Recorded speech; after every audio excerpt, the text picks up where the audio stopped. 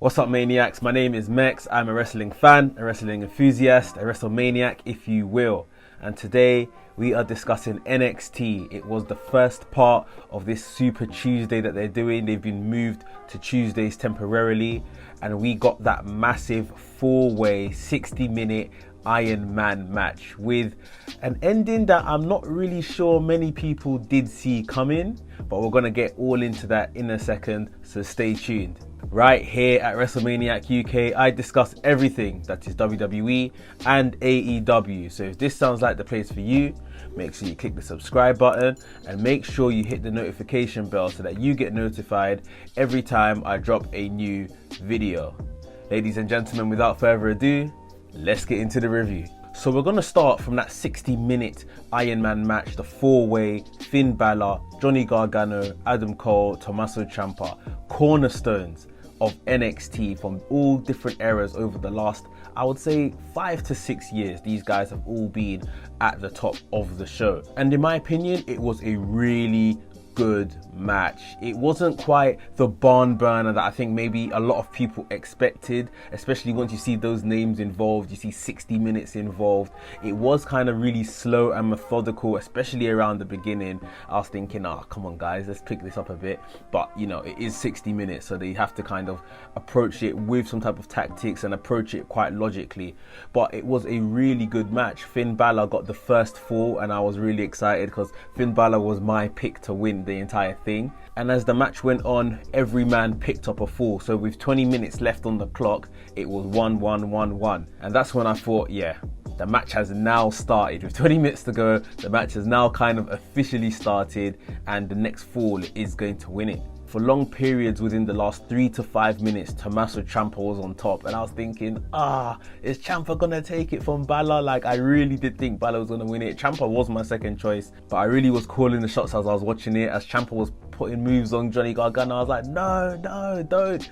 Waiting for Finn Balor to do a coup de grace out the air, and I got my wish. The coup de grace came with about 30 seconds or so left. Finn Balor, coup de grace, right on Ciampa, pinned Ciampa, 2 points to Finn. Everyone else had 1 point. And just as you see Finn Balor almost over celebrating with about 15 seconds or so to go, Adam Cole out of nowhere, last shot right to the back of his head. He got the pin right on the final bell. So Adam Cole had 2 points, Finn Balor had 2 points, and Johnny Gargano and Ciampa have more or less been eliminated from the equation with a point each. So then, yeah, the next question was, how do we now solve that these guys both have 2 points and there's no, outright winner?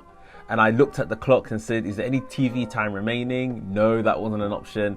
William Regal came out and said, in part 2 of Super Tuesday, so they're back on Tuesday next week, we're going to have, 1-4 to the finish. Balor versus Adam Cole. The winner takes the NXT Championship. Now, my bet is still on Finn Balor to win here. However, I'm quite intrigued as to why Adam Cole is the person that is going to be in the match with him. Are they going to put the belt back on Adam Cole and keep him in NXT for a bit longer? That is something that has crossed my mind. Not something I want to see. I do want to see him and the Undisputed Era progress onto the main roster and do new things. Like I said last week, and like I'm saying now, Finn Balor needs this championship. He needs this because it will hopefully give him some direction and something solid to do in NXT. Since he's come down, he hasn't really done anything. He hasn't really got his teeth sunken into anything, and I think he definitely needs this.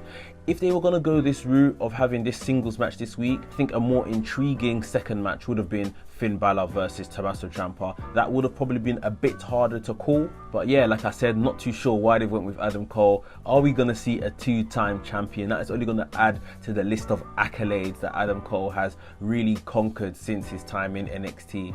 But yeah, the saga's not finished, guys. NXT Championship match next week. Finn Balor versus Adam Cole. Let's see who's going to take it home.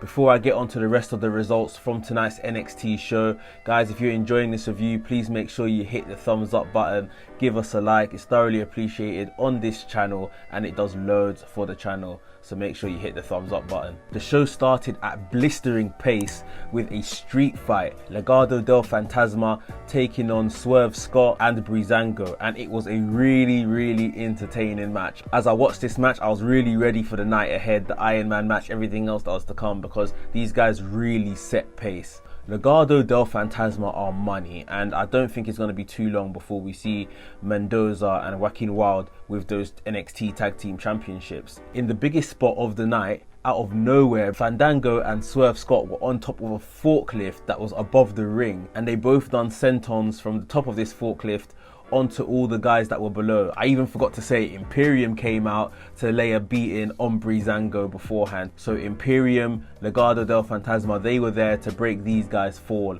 from this massive senton from the forklift. And the match ended as Swerve put away Santos Escobar with the little package pile driver that he does, and he got a pin over the NXT Cruiserweight Champion. So it's going to be very interesting to see if he gets another opportunity at that belt. But yeah guys, really fun match. I would say go and watch this match if you haven't seen it already. Next up, we had Candice LeRae defeat Kacy Catanzaro. It was a really dominant display from Candice LeRae. I don't think at any point anyone thought that Kacy Catanzaro was going to win this match. The biggest story that's going to play out here is that Tegan Nox wants her quote-unquote sister back in Candice LeRae. Doesn't want her to be doing all this dark stuff and doesn't want her to be this evil soul that she's turned into. And after the match, Candice LeRae got on the mic and has invited Tegan Nox over to her house next week for dinner so that they can chat through their issues. So gonna be interesting. We're gonna see a little segment maybe in the Gargano household, probably gonna descend into some type of fight in the Gargano household, but we'll see how that goes next week.